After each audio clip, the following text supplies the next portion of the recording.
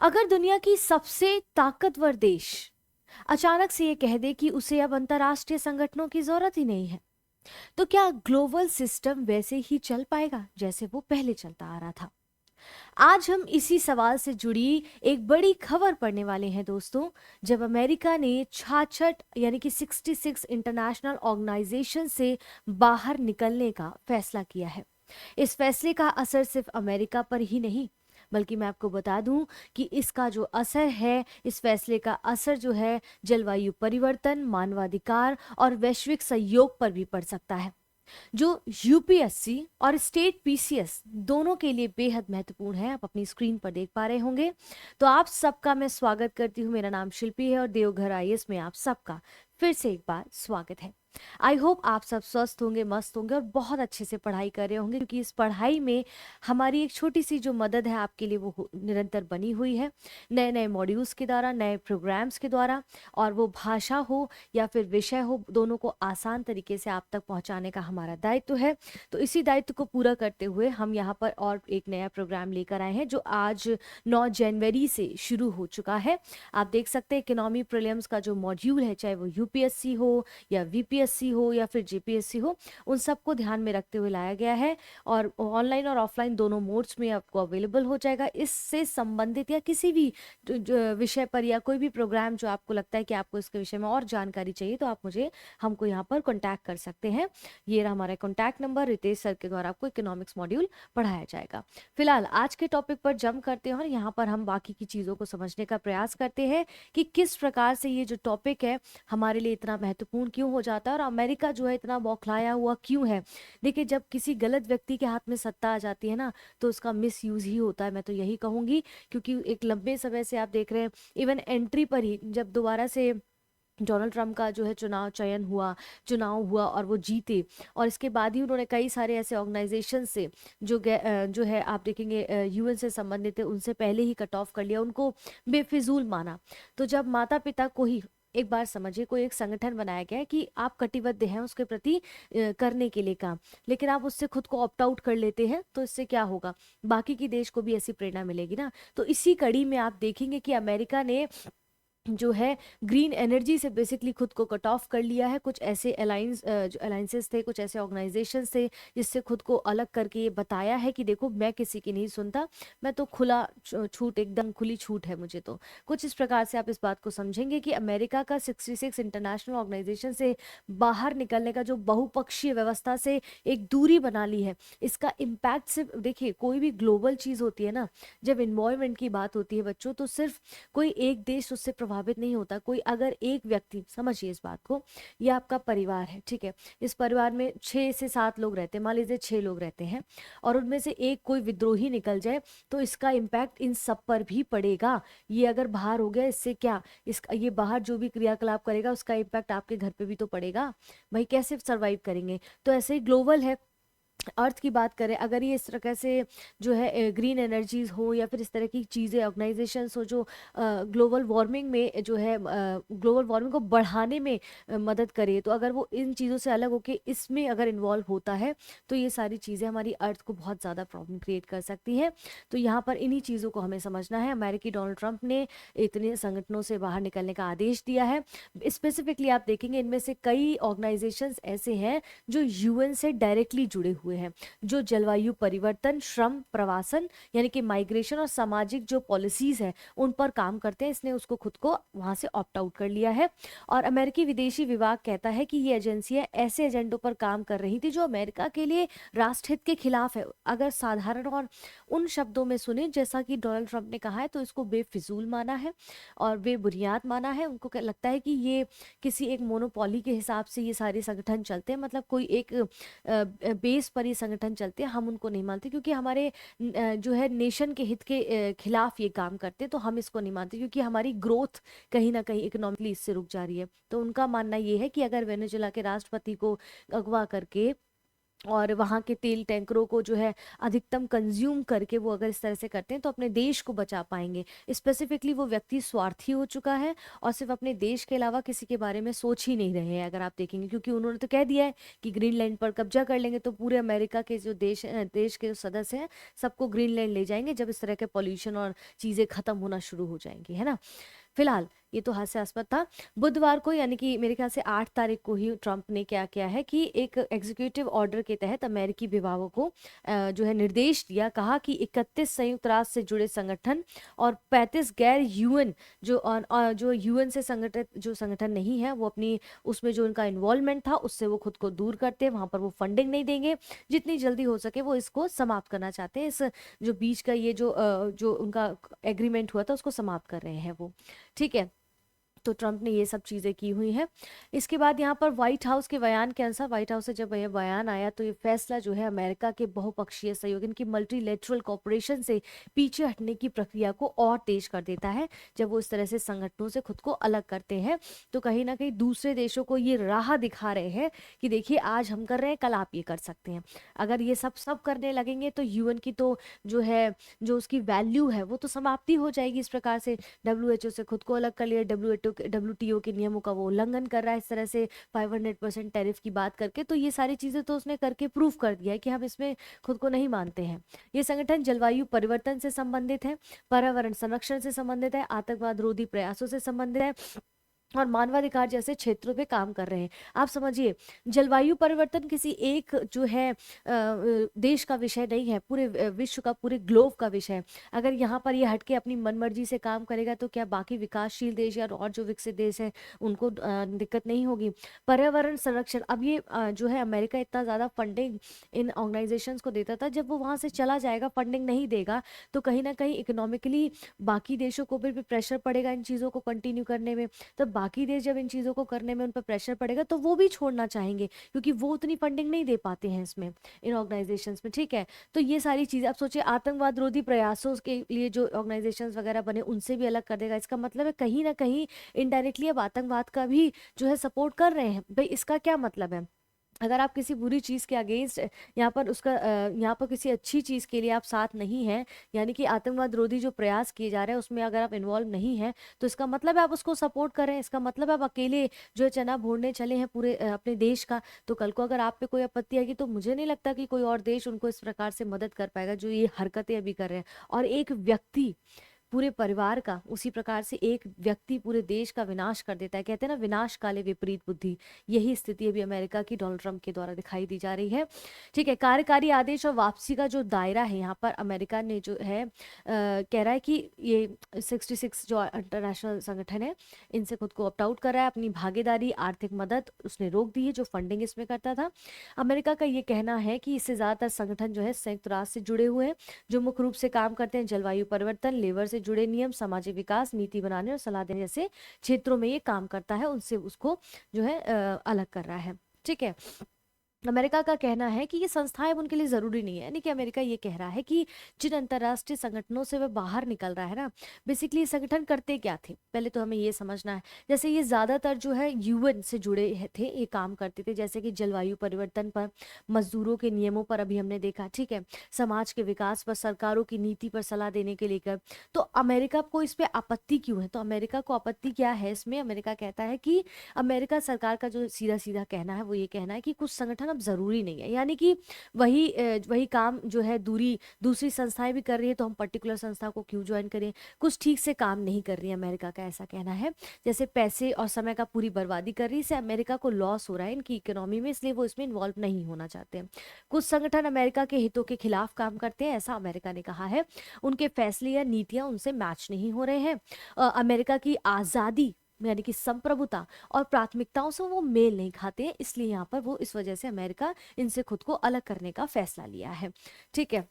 अब जलवायु, श्रम और सामाजिक एजेंसियों पर विशेष फोकस क्यों है यहाँ पर? तो आप देखेंगे इस निर्णय का सबसे अहम पहलू जो हमें दिखाई दे रहा है UNFCCC यानी कि United nation framework convention on climate change, जो कि पेरिस समझौते का कानूनी अधिकार है। पहले इसको समझ लेते हैं, UNFCCC को, बहुत इंपॉर्टेंट है यूपीएससी के लिहाज से तो और समझना जरूरी है। ये क्या है? एक इंटरनेशनल वो है, ट्रीटी है, अंतर्राष्ट्रीय समझौता है, जिसका मकसद होता है कि जलवायु परिवर्तन से जो जुड़े मुद्दे हैं वो दुनिया को उससे बचाना। ठीक है, जलवायु परिवर्तन से दुनिया को बचाना। इसे कब और कहाँ लागू किया गया था, ये कहाँ अपनाया गया था? तो इसे 1992 में, आप देखेंगे 1992 में रियो अर्थ समिट जो कि ब्राजील में हुआ था, ये समझौता 1994 से लागू हो गया था। और इसका मुख्य उद्देश्य है कि ग्रीन हाउस गैसों को इतना कम करना है कि जलवायु तंत्र को नुकसान ना पहुंचे बेसिकली। ठीक है, सोचिए अब इतने बड़े तंत्र से अमेरिका अगर खुद को अलग कर लेगा तो बाकी क्या स्थितियां होंगी। ठीक है, जलवायु तंत्र को नुकसान ना पहुंचे, प्रकृति और इंसान दोनों को सुरक्षित रखा जा सके इसके द्वारा। ठीक है, प्रकृति और इंसान दोनों को सुरक्षित रखा जा सके। पेरिस जलवायु समझौते से ये क्या संबंध रखता है? कह रहे हैं ना कि पेरिस, जो कि पेरिस जलवायु समझौते का कानूनी आधार है ये, तो बेसिकली UNFCCC जो है इसके तहत ही बनाया गया, यानी कि UNFCCC कानूनी ढांचा, लीगल फ्रेमवर्क है, और पेरिस एग्रीमेंट यानी कि उसी ढांचे के अंदर बना एक कॉन्ट्रैक्ट है। ठीक है, और यही सारी चीजें यहाँ पर दी गई। फिलहाल हम करंट पे चलते हैं। तो ये कह रहे हैं कि ये सबसे अहम जलवायु संबंधी संस्थाओं से अमेरिका का बाहर निकलना इसमें शामिल है, जैसे आपका UNFCCC हो गया, इंटरनेशनल सोलर अलायंस जो कि जिसे भारत और फ्रांस ने मिलकर शुरू किया था, और फ्रांस ने मिलकर शुरू किया था, इसमें अमेरिका भी था। अभी हम इसको डिटेल में अभी बाद में समझेंगे। ठीक है, तो इसमें क्या है कि इससे भी खुद को बाहर निकाल लिया है। तो अमेरिकी अधिकारी का ये कहना है कि ये जो संस्थाएं हैं वोक है, विविधता है, डाइवर्सिटी है, ये और वैचारिक एजेंडे को बढ़ावा देती है, और ट्रंप प्रशासन की प्राथमिकताओं से ये मेल नहीं खाती हैं। ये जो वर्ड इन्होंने यूज किया, वोक और डाइवर्सिटी की बात की है बेसिकली, तो वोक मतलब ये सोच को बढ़ावा दे रही। अमेरिका का ऐसा मानना है कि ये जो ऑर्गेनाइजेशन इसमें इसमें पर्टिकुलर कुछ सोच है देशों की, कुछ वोक है।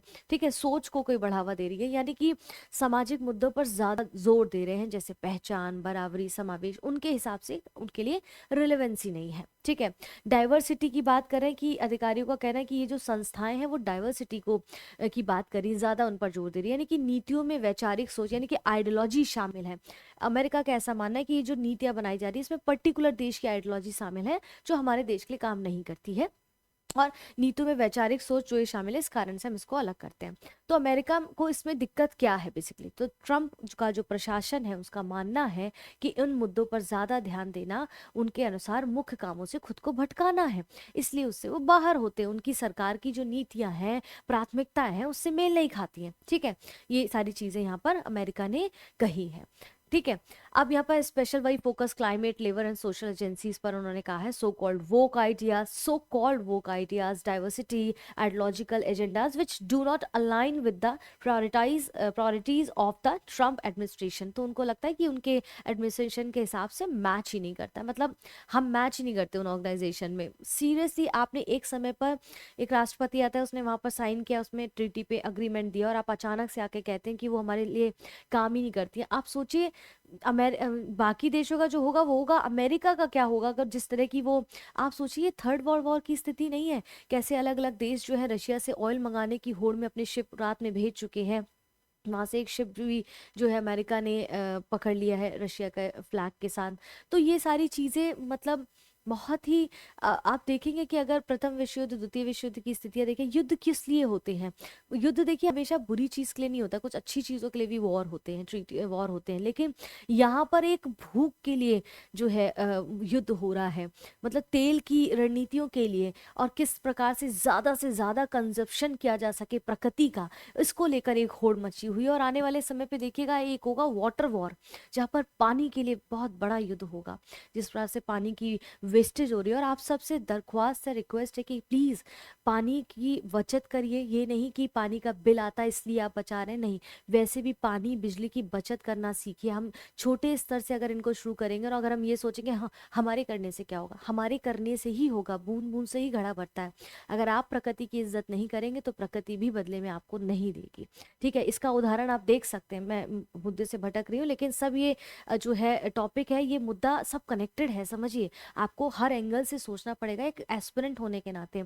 अब आपको क्या लग रहा है ये शिमला मनाली स्पीति आपका चितकुल कल्पा एक छोटा सा उदाहरण है, हिमाचल में यहाँ पर बर्फ क्यों नहीं गिर रही है, टाइम से क्यों नहीं गिर रही, ठंड बहुत है, -डिग्री में है लेकिन बर्फ नहीं गिर रही है। ये प्रकृति की आवाज़ है जो हमें इनडायरेक्टली समझनी चाहिए। जिस तरह से आजकल पॉपुलेशन बढ़ रही है, ट्रैवलिज्म बढ़ रहा है, ये ट्रैवल के नाम पे जो गंदगी बढ़ रही है, ये 2013 में जो त्रासदी हुई थी आपकी जो केदारनाथ वाली, उसके पीछे का क्या कारण है आपने कभी सोचा है? सोचिए, कमेंट में बताइए आप क्या इस बारे में सोचते हैं। अब जब तक डिस्कस नहीं करेंगे, यहाँ पर सिर्फ मैं ज्ञान देने के लिए नहीं आई हूँ, आपसे ज्ञान लेने के लिए भी यहाँ पर उपस्थित हुई हूँ। तो आप भी अपनी राय रखा करिए इन चीज़ों पर, ठीक है?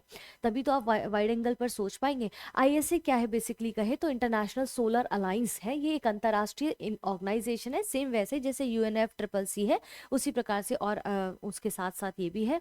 इसका उद्देश्य क्या होता है कि दुनिया भर में जो सोलर एनर्जी है ना उसको बढ़ावा देना। इसकी शुरुआत कब हुई थी दोस्तों? 2015 में हुई थी। पीटी के लिहाज से बहुत इंपॉर्टेंट है, ध्यान से सुनिएगा। अब ये आपको प्री में हो सकता है मिले ये सारे अलाइंसेस जो 35 36 जो अलाइंसेस से खुद को दूर किया, यूपीएससी एक पिक कर लेगा, उसमें से पूछ लेगा, ठीक है? इसकी शुरुआत किसने की थी? भारत और फ्रांस ने मिलकर की थी। पहली बार पेरिस जलवायु समझौते COP21 के दौरान इसको पेश किया गया था, ठीक है, 2015 में। यहीं पर ये कह रहे हैं India and France together told the world that the energy of the future is solar energy. भविष्य की जो एनर्जी है वो सोलर एनर्जी पे शिफ्ट होना चाहिए हमें समय के साथ साथ, ठीक है? 2015 में कहा था। उद्देश्य क्या है इसका, लक्ष्य क्या है? तो सौर ऊर्जा को सस्ता और सुलभ बनाना ताकि हर व्यक्ति इसका इस्तेमाल कर सके, ताकि जो कोयले या फिर हम देखते हैं कि उस पर जो मतलब ये ऑयल पर जितनी भी डिपेंडेंसी वो थोड़ी सी कम हो। देशों को सोलर टेक्नोलॉजी फंडिंग और ज्ञान उपलब्ध कराना, अन्य देश जो भी इसमें शामिल है। रिन्यूएबल एनर्जी की ओर दुनिया को लेके जाना, फॉसिल फ्यूल पर निर्भरता को कम करना। और यहाँ पर अमेरिका सोचिए इन सबसे अलग होकर, इन सबसे जब अमेरिका अलग हो रहा है ना तो इसका मतलब है पूरा डिपेंडेंट इस पे हो रहा है, और इस पे डिपेंडेंट हो रहा है जलवायु परिवर्तन पर नुकसान, जैव विविधता पर नुकसान, ठीक है? आप देखेंगे कि जो लोगों की आर्थिक स्थिति है उसको भी नुकसान पहुंचेगा, पूरा इन्वायरमेंट खराब होगा, और ना केवल अमेरिका पूरे विश्व का होगा, ठीक है? और इस पे निर्भरता की कम की बात कर रहा है, इसका मतलब डायरेक्ट सी बात समझिए ना, इसको कनेक्ट करिए कि वो जिस प्रकार से तेल को लेने की होड़ में वेनेजुएला से लगा हुआ है, क्योंकि उसने वादा किया था चुनाव के दौरान, जो ऑयल कंपनीज थी, जो प्राइवेट कंपनीज थी, कि हम आपको सस्ते में तेल दिलाएंगे, तो उसने वहां से चोरी करना शुरू कर दिया कि इतना हमारा आधिपत्य होगा, हम तो लेके रहेंगे, इतना कंजप्शन हम कर लेंगे। इसका मतलब जब वो वेनेजुएला से तेल इस प्रकार से जबरदस्ती छीन रहा है तो उसका कंजप्शन करेगा, अपनी इकोनॉमी को बढ़ाएगा, इकोनॉमी बढ़ाने के लिए ग्रीन इकोनॉमी का शून्य कर देगा। और वो बता रहा है कि हम इन चीज़ों को, फिजूल चीज़ों को नहीं मानते हैं, क्योंकि हम तो भैया यही सब चीज़ें यूज़ करेंगे और बेड़ा गर्क करेंगे हम, जो है एनवायरनमेंट का, जलवायु का तो बेड़ा गर्क कर देंगे हम। ट्रॉपिक ऑफ कैंसर, अब ये यहाँ पर देखेंगे दो जगह पर ही क्यों इसको जो है लाया गया था, Tropic of cancer and tropic of Capricorn. देखो यहाँ पर समझना है आपको, Tropic of cancer and tropic of Capricorn. I think, एक सेकेंड रुकिए, मुझे लगता है मैं इसका पिक्चर, माफ़ी चाहती हूँ, पिक्चर डालना भूल गई। देखिए यहाँ पर अगर होगा, ठीक है, एक सेकेंड मैं टाइप कर लेती हूँ, ट्रॉपिक ऑफ कैंसर, ठीक है, ट्रॉपिक ऑफ कैंसर, इसको इमेज में देखिए, कभी भी ऐसी चीज़ हो तुरंत ट्रॉपिक ऑफ कैंसर आपका, ठीक है, Tropic of cancer and tropic of Capricorn आपका यहाँ पर दिया गया है। बड़ा हो जाएगा क्या ये? ओके फाइन, इसमें देखते हैं, ये देखिए, tropic of cancer and tropic of Capricorn, I hope आ जाए, ये रहा कैंसर एंड कैप्रिकॉन आपका, ठीक है? ये ट्रॉपिक ऑफ कैंसर यहाँ से गुजरता है आपका, फिर इसके बाद Tropic of, sorry, Tropic of Capricorn, Tropic of Cancer आपका यहाँ से गुजरता है 23.5 डिग्री नॉर्थ, एंड यहाँ पर दिया गया है, ठीक है? तो देखिए यहाँ पर यही चीज़ें दी गई हैं, आप इसको और सिंप्लीफाई करना है क्या? इसको और सिंप्लीफाई कर लेते हैं। यहाँ पर देखिए ये देखिए, what is Tropic of Cancer, ये आपका ट्रॉपिक ऑफ कैंसर है, ये आपका ट्रॉपिक ऑफ कैप्रिकॉन है। अब यहाँ पर देश कौन कौन से आते हैं वो भी देख लीजिए तो आप और बेहतर समझ पाएंगे। कह रहा है कि tropic of cancer, tropic of Capricorn, इन दोनों रेखाओं के बीच के देशों को जो है साल भर धूप मिलती है, ठीक है, भरपूर धूप मिलती है, और ऐसे जगह पर सोलर एनर्जी की जो है असीम संभावना है। बट ऑब्वियस सी बात है, आईएसए जो है खास तौर पर अफ्रीका, एशिया, लैटिन अमेरिका, अब यहाँ पर क्या देखा आपने, यहाँ पर देखा हमने कि भाई यहाँ पर जो कह रहे हैं कि कैप्रिकॉर्न की बात कर रहे हैं, यहाँ पर एशिया, देखिए यहाँ पर ट्रॉपिक ऑफ कैंसर जारी ना, अब यहाँ पर एशिया, अमेरिका, ठीक है, लेटिन अमेरिका, कैंसर और कैप्रिकॉर्न में देखिए लेटिन अमेरिका, अफ्रीका, एशिया, ये सारे देशों में भरपूर सोलर एनर्जी इस्तेमाल हो सकती है क्योंकि यहाँ पर धूप काफ़ी अच्छी रहती है। और जैसे विकासशील देशों पर ये फोकस करता है, बेसिकली इसका ये लक्ष्य है। और मेजर ऑब्जेक्टिव्स तो ऐसे कि हमने समझे हैं, specially Africa, Asia, Latin America. Why the tropic of cancer and tropic of Capricorn? क्योंकि there is abundant sunlight throughout the year, पूरे साल बहुत सनलाइट रहती है। There is immense potential for solar energy के लिए काफ़ी पोटेंशियल है इन देशों में। यहाँ पर इसका मुख्यालय कहाँ था ऐसे का? ये गुरुग्राम, हरियाणा, भारत में। ये भारत के लिए एक राजनीतिक उपलब्धि है और ग्लोबल लीडरशिप का प्रतीक है कि जो ग्लोबली उभर कर भारत आया है उसमें एक लीडरशिप की क्वालिटी जो देखने को मिली है पिछले कुछ वर्षों में, उसका एक प्रतीक माना गया है। हेडक्वार्टर हमने देखा कहाँ पर है ये। इसके बाद वैश्विक शासन पर व्यापक प्रभाव डालेगा ये आईएसए, तो जब समय पे बनाया गया था।